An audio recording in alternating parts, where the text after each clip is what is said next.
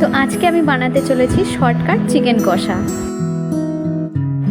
এখানে আমি তেলের মধ্যে আলুটাকে বেশ লাল লাল করে ভেজে তুলে নেব। তো অফিস থেকে আসার সময় আমার শরীর ভীষণই টায়ার্ড ছিল, তাই যতটা পেরেছি শর্টকাটেই করেছি। এখানে আমি রসুন, আদা এগুলোকে ভালো করে থেতলে নিয়েছি এর মধ্যে।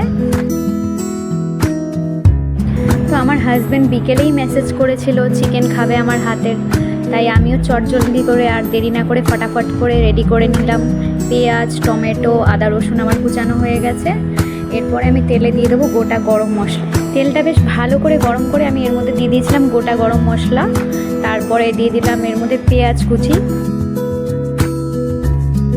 তো মাঝে মাঝে তো আমার নিজেকে রোবট বলে মনে হয়, বাইরে অফিসের কাজ, তারপরে বাড়িতে রান্না, যাই হোক করতে তো হবেই, আমরা মেয়েরা সবই পারি।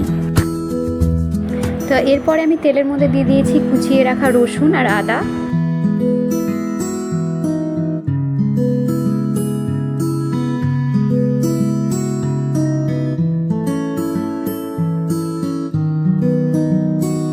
আদা রসুন ভালো করে ভাজা হয়ে গেছে, তারপর এর মধ্যে দিয়ে দেবো চিকেন।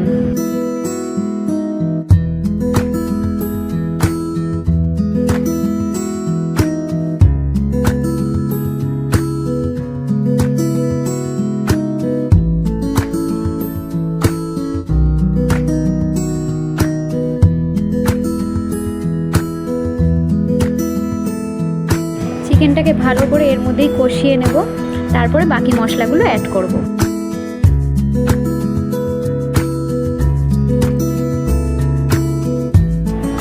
একটু দিয়ে দিলাম এর মধ্যে নুন। কেটে রাখা টমেটো করে এর মধ্যে দিয়ে দেবো, দিয়ে এটার মধ্যে ভালো করে কষিয়ে নেব। তো করতে করতেই ছেলে এসে আমার এই কি বায়না করলো, কোলে উঠবে কোলে উঠবে। যাই হোক, কোলে তো ওকে নিতেই হবে। তো শ্রেয়ান সেখানে বলছিল, তুমি কি রান্না করছো মা? আমিও রান্না করব। তো ছোটবেলা আমরাও এরম জিদ করতাম, মা যখন রান্না করতো মায়ের পিঠে ফিঠে সব ঝুলে থাকতাম এরমভাবেই। তখন তো আর মিক্সি ছিল না, মা এরম মশলা বাটতো শিলনোড়ায়, আর আমরা মায়ের পিঠে ঝুলে এরম দোলনা চড়তাম। এটারও একটা আলাদাই অনুভূতি। তো আমি অ্যাড করে নিয়েছি এর মধ্যে ধনে গুঁড়ো, জিরে গুঁড়ো, আর দিয়েছিলাম হলুদ, লঙ্কার গুঁড়ো। তো বন্ধুরা, তোমাদের আমার এই শর্টকাট চিকেন কষার রেসিপি কেমন লেগেছে অবশ্যই কমেন্ট করে আমাকে জানিও। এর মধ্যে আমি গরম জল অ্যাড করেছিলাম, বেশ ঢাকা চাপা দিয়ে কষিয়ে নিয়েছি। তো অলমোস্ট রেডি হয়ে গেছে আমাদের এই শর্টকাট চিকেন কষার রেসিপিটা। সব কিছু হয়ে যাওয়ার পর আমি ভেজে রাখার আলুটাও এর মধ্যে দিয়ে দিলাম।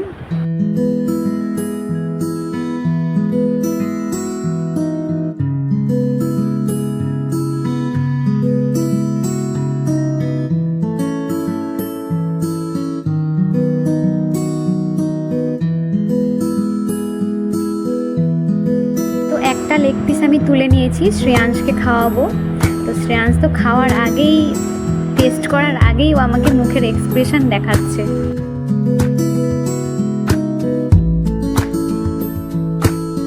আহা, ওর এক্সপ্রেশনে আমি পুরো ফিদা। এই আমার রাতের ডিনার। চলো, গুড নাইট।